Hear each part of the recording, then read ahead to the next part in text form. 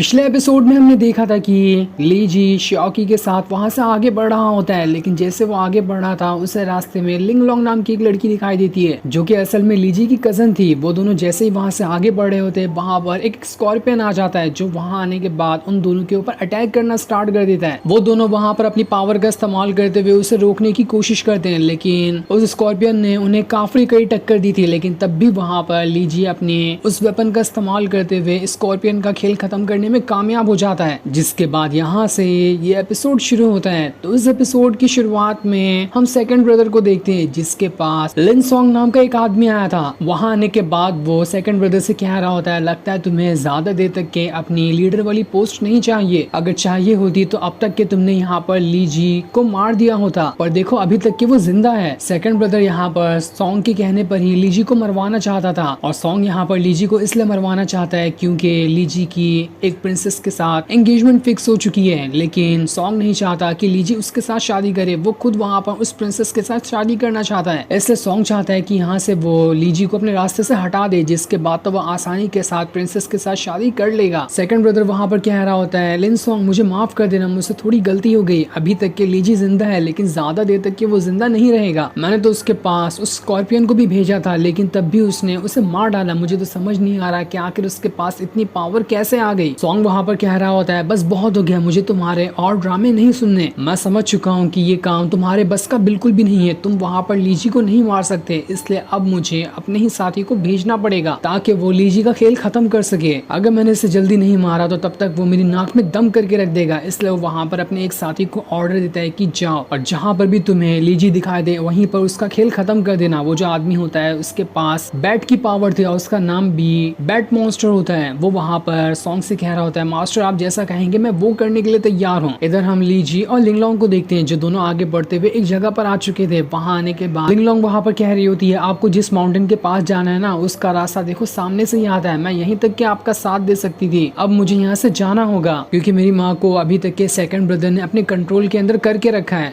ली जी वहां पर लिंगलोंग से कह रहा होता है, लिंगलोंग मुझे माफ कर देना, मेरी वजह से तुम्हें कितनी ज्यादा परेशानियां उठानी पड़ी होगी। जिस पर लिंगलोंग कहती है, आपको ऐसा कहने की जरूरत नहीं है, ये सारी चीजें हम यहाँ पर आपके लिए ही तो कर रहे हैं। मैं और मेरी माँ ने आपको पावरफुल बनाने के लिए सारे खतरों से लड़ने के लिए तैयार हैं। आप बस यहाँ पर इस पूरे के पूरे कॉन्टिनेंट के सबसे ज्यादा पावरफुल कल्टीवेटर बन जाओ, उसके बाद तो आप हमारे सारे के सारे दुश्मनों को खत्म कर देना। इसी उम्मीद में हमने आपकी मदद की है क्योंकि हमारे लिए तो हमारी फैमिली के सबसे बड़े और मेन हेड तो आप ही हैं, चाहे कोई भी क्यों ना आ जाए हेड बनने के लिए, हमारे दिल में आपकी जगह कोई भी नहीं ले सकता। और इतना कहने के बाद वो वहाँ से चली जाती है। इधर लीजी आगे बढ़ते हुए एक वीरान वैली की तरफ आ चुका था जहाँ पर हर तरफ रेत ही रेत थी। लीजी जैसे वहाँ से आगे बढ़ रहा होता है उससे रास्ते में कई सारे लोग दिखाई देते हैं जिनकी हालत बहुत ज्यादा खराब होती है। वो लोग इस इलाके को छोड़कर दूसरे इलाके की तरफ जा रहे थे क्योंकि यहाँ पर उनके खाने पीने की भी बहुत ज्यादा कमी हो चुकी थी, उनके पास खाने पीने के लिए कुछ नहीं होता है। ये देखकर तो लीजी भी हैरान था कि यहाँ पर इन लोगों की ऐसी हालत कैसे हो गई, कि सच में मेरी सिटी के लोग हैं जहाँ पर इनके साथ अच्छा बर्ताव नहीं किया गया और ये सिटी को छोड़कर जा रहे हैं। ऐसा है तो ये तो बहुत गलत बात है। शियाओकी उससे कह रहा होता है, मास्टर आप परेशान मत हो, जैसे आपके पास पावर आ जाएगी और आपने दोबारा से हेवन को बिल्ड कर दिया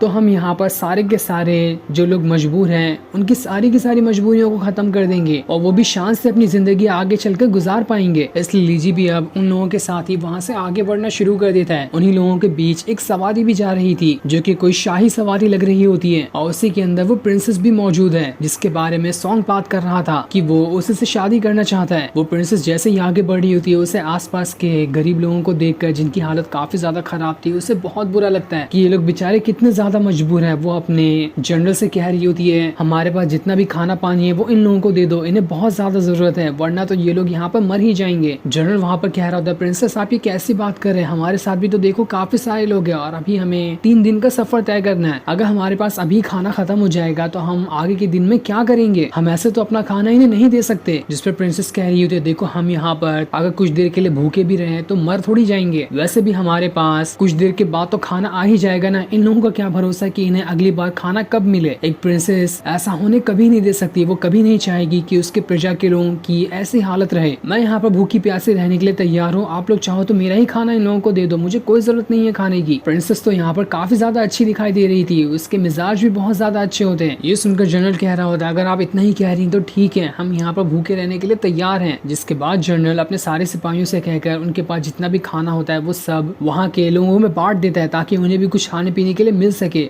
ये देखकर तो वहाँ के सारे लोग एकदम ज्यादा हैरान और खुश हो जाते हैं कि चलो यहाँ पर खाना मिलने वाला है। सभी को वहाँ पर ब्रेड मिल रहा होता है, इसलिए सारे लोग टूट पड़ते हैं खाने के ऊपर। एक दूसरे को मार मार के वो खाना ले रहे थे क्योंकि कई दिनों से उन लोगों ने कुछ भी नहीं खाया था। एक छोटा बच्चा जैसे अपने माँ के लिए खाना लेकर आता है, वहाँ पर दूसरा आदमी आकर उसके बेचारे का खाना छीन लेता है और खुद ही खाना शुरू कर देता है। यहाँ के लोगों में भी जो ताकतवर थे उनके पास तो खाना आ गया होता है, लेकिन जो कमजोर थे उनके पास अभी भी खाना नहीं आया था। इसलिए प्रिंसेस अपने जनरल से कहती है जाओ और उनकी मदद करो, यहाँ पर खाना लेने में भी जो ताकतवर है वही टूट पड़ रहे हैं। लेकिन जनरल कह रहा होता है प्रिंसेस हम यहाँ पर कुछ नहीं कर सकते, ये उनकी किस्मत ही है, हमने अपनी तरफ से पूरी कोशिश कर दी, हम इन लोगों से तो किसी और का खाना छीनकर किसी और को नहीं दे सकते ना, जिनकी नसीब में भूखा रहना होगा वो भूखे ही रहेंगे। जिसके बाद वो सभी वहाँ से आगे बढ़ना शुरू कर देते हैं। लेकिन तभी वहाँ पर लीजी आ जाता है जो एक घसीट के लात सीधा उस आदमी को मार देता है जिसने उस बच्चे का खाना छीना था। वहाँ पर आने के बाद वो सारे लोगों से कह रहा होता है यहाँ पर सारे लोगों को इक्वल खाना मिलेगा, किसी को कम किसी को ज्यादा नहीं मिलने वाला। अगर यहाँ पर किसी ने गड़बड़ करने की कोशिश की तो मुझसे बुरा कोई नहीं होगा। खाना छीनने वाला बंदा जैसे ही लीजी के पास आ रहा होता है मारने के लिए उसे, लीजी एक पंच मारते हुए उसे उठाकर दूर फेंक देता है और उससे कहता है देखो मेरे पास भी खाना है, जिसको यहाँ पर खाना नहीं मिला वो मेरा खाना ले सकता है। लीजी ने भी लिंगलोंग ने जो उसे इस सफर को पूरा करने के लिए खाना वगैरह दिया था वो सारा खाना भी बाकी लोगों में बांट। लीजी भी तो बिल्कुल प्रिंसेस जैसा ही है। प्रिंसेस जैसे ही वहाँ पर लीजी को देख रही होती है वो एकदम ज्यादा हैरान रहती है कि लीजी तो बिल्कुल ही एकदम दरिया दिल इंसान है जैसे कि मैं हूँ। साथ ही लीजी वहाँ पर उस बंदे को भी खाना दे देता है जो सभी का खाना छीन रहा था और उसे सबक भी देते हुए चाहता है कि आगे से ऐसा मत करना। जिसके बाद वो दोबारा से अपने बीच पे बैठते हुए वहाँ से जाने लगता है। जैसे वो वहाँ से गुजरता है प्रिंसेस के पास जो उसका गुकिन होता है वो अजीब तरह से ग्लो करना शुरू हो जाता है। ये देखकर प्रिंसेस समझ चुकी थी कि जरूर यहाँ पर लीजी के साथ कुछ गड़बड़ होने वाली है, तभी उसका गुकिन इतनी ज्यादा अचानक तरीके से चमकने लग गया। इसके बाद हम बैड डिमन को देखते हैं जो वहाँ पर लीजी का ही पीछा कर रहा था। वो लीजी की जान लेने के लिए उसके पास पहुंच गया होता है। श्याओकी जैसे वहाँ पर बैड डिमन को देखता है वो लीजी से कह रहा होता है मैंने इसे पहले भी देखा था, मुझे लगा था ये दूसरे रास्ते जा रहा है पर मुझे क्या पता था कि ये तो हमारा ही पीछा कर रहा है। लीजी कह रहा होता है बैड डिमन तुम्हें भी यहाँ पर उस सॉन्ग नहीं भेजा है क्या मुझे मारने के लिए? क्या उस सॉन्ग के पास कोई ढंग का इंसान नहीं जो वो ऐसे अजीब अजीब इंसानों को यहाँ पर भेजता है, कभी जानवरों को भेज देता है? खैर लगता है तुम्हें भी तुम्हारी औकात दिखानी ही पड़ेगी। वो बैड डिमन वहाँ पर अपनी पावर का इस्तेमाल करते हुए लगातार लीजी के ऊपर अटैक करना स्टार्ट कर देता है। लीजी ने भी वहाँ पर अपने वेपन को बाहर निकाल लिया था। उस वेपन का इस्तेमाल करते हुए वो वहाँ पर बैड डिमन के अटैक को रोकने की कोशिश करता है, लेकिन बैड डिमन यहाँ पर पावरफुल दिखाई दे रहा था। वो वहाँ पर कई सारे खतरनाक अटैक सीधा लीजी के ऊपर करते जा रहा होता है। लेकिन लीजी इतनी आसानी से कहाँ हार मानने वाला था। उसके पास जो वेपन होता है उसने बैड डिमन के सभी अटैक को रोक लिया था। ये देखकर बैड डिमन कह रहा होता है बच्चे तुम तो कमाल के निकले, यहाँ पर जो तुम्हारा वेपन है वो बहुत अच्छा है, मुझे यकीन नहीं हो रहा कि तुमने इतनी आसानी के साथ मेरे इस अटैक को रोक लिया, लेकिन अब यहाँ पर मेरी बैड स्पिरिट से लड़ने के लिए तैयार हो जाओ। जिसके बाद उसने वहाँ पर अपनी बैड स्पिरिट को बाहर निकाल लिया था। उसे निकालने के बाद वो काफी खतरनाक वाला अटैक लीजी के ऊपर करने वाला होता है। लीजी दोबारा से अपने वेपन को सामने लाकर उस बैड की स्पिरिट को रोकने की कोशिश करता है, लेकिन वो बैड स्पिरिट यहाँ पर ज्यादा पावरफुल दिखाई दे रही थी। लीजी कितनी भी कोशिश क्यों ना कर ले वो वहाँ पर उस बैड स्पिरिट को रोक पा ही नहीं रहा होता है। लीजी श्याओकी से भी पूछता है श्याओकी बताओ मुझे कि मुझे यहाँ पर क्या करना चाहिए, मैं तो यहाँ पर इसे नहीं रोक पा रहा। तब श्याओकी कहता है तुम्हारे जो वेपन है उसके अंदर उस स्कॉर्पियन की पावर गई है ना, उसका पॉइजन का इस्तेमाल करो और इस बैड डिमन के ऊपर अटैक कर दो। उस स्कॉर्पियन के पास किसी को भी स्टॉप करने की पावर थी, उस वजह से ये बैड डिमन भी यहाँ पर स्टॉप हो जाएगा। इसलिए वहाँ पर जैसे ही लीजी उस अटैक का इस्तेमाल करता है बैड डिमन वहाँ पर पूरी तरह से स्टॉप हो चुका था। ये देखकर तो लीजी हैरान और खुश हो जाता है कि चलो ये तो बहुत बढ़िया है, मैं किसी को भी यहाँ पर स्टॉप कर सकता हूँ। और बैड डिमन के स्टॉप होने का फायदा उठाते हुए लीजी उसके ऊपर कई सारे लगातार अटैक पे अटैक किए जा रहा होता है, जिस वजह से बैड डिमन की वहाँ पर हालत खराब हो चुकी थी। लीजी तो वहाँ पर रुकने के लिए तैयार ही नहीं था, वो उसके ऊपर घूसों की बारिश कर देता है। और जैसे वहाँ पर श्याओकी को मौका मिलता है उसने वो वेपन उठाते हुए सीधा पीछे से ही आकर बैड डिमन के सर पे मार दिया था, जिस वजह से तो बैड डिमन और ज्यादा चोटिल हो जाता है। लेकिन बैड डिमन वहाँ पर हार नहीं मानने वाला था, उसने दोबारा से वहाँ पर अपनी बैड स्पिरिट को बाहर निकाल लिया होता है ताकि वो उसका इस्तेमाल करते हुए लीजी की जान ले सके। तब ये देखकर श्याओकी जो होता है उस वेपन के अंदर से सीधा का सीधा स्कॉर्पियन की स्पिरिट को ही बाहर निकाल लेता है कि चल मैं अब देखता हूँ कि तेरे बैड स्पिरिट के अंदर कितनी ज्यादा पावर है कि वो इस स्कॉर्पियन की स्पिरिट के साथ लड़ भी पाता है या फिर नहीं। स्कॉर्पियन की स्पिरिट तो वहाँ पर बैड की स्पिरिट की वहाँ हालत खराबी कर देती है, ऐसा लग रहा था कि बैड स्पिरिट यहाँ पर खत्म ही हो जाएगी। इसलिए बैड डिमन अपनी बैड स्पिरिट के साथ वहाँ से भागने की कोशिश करता है, लेकिन लीजी उसे इतनी आसानी से कहाँ भागने देने वाला था। वो अपनी पावर का इस्तेमाल करते हुए उसे वहाँ पर रोक लेता है, लेकिन तब भी यहाँ पर बैड डिमन जो था वो ज्यादा पावरफुल दिखाई दे रहा था। उसने दोबारा से लीजी के ऊपर अटैक करते हुए उसे उठाकर दूर फेंक दिया होता है। और जैसे वो उसके ऊपर दोबारा अटैक करने वाला था वहाँ पर प्रिंसेस आ जाती है जिसने अपने गुकिन का इस्तेमाल करते हुए बैड डीमन के ऊपर अटैक करना स्टार्ट कर दिया था। उसके गुकिन के अंदर से जो म्यूजिक निकल रही होती है उसकी वेव भी बहुत ज्यादा पावरफुल थी। उसी वेव की वजह से तो बैड डीमन वहां से उड़ते हुए दूर फेंक आ रहा होता है, लेकिन तब भी यहाँ पर बैड डीमन ज्यादा पावरफुल दिखाई दे रहा था। उसने वहां पर प्रिंसेस के ऊपर अटैक करते हुए उसे उठाकर दूर फेंक दिया था। तब ये देखकर लीजी दोबारा से अपने वेपन को बाहर निकालता है और उसे सीधा इतनी जोर से बैड डीमन की तरफ फेंकता है कि बैड डीमन वहां से उड़ते हुए दीवार के अंदर ही जाकर धंस जाता है। वो तो वहां से निकल ही नहीं पा रहा था। इसके बाद लीजी वहां से प्रिंसेस के पास आता है। प्रिंसेस जैसे ही पीछे मुड़ने वाली होती है उससे पहले उसके चेहरे पे लगा कपड़ा निकल जाता है, जिस वजह से तो उसकी खूबसूरती और ज्यादा बढ़ चुकी थी। पर जैसे ही लीजी वहां पर प्रिंसेस की खूबसूरती को देखता है, इससे पहले ये एपिसोड यहीं पर एंड हो जाता है। थैंक्स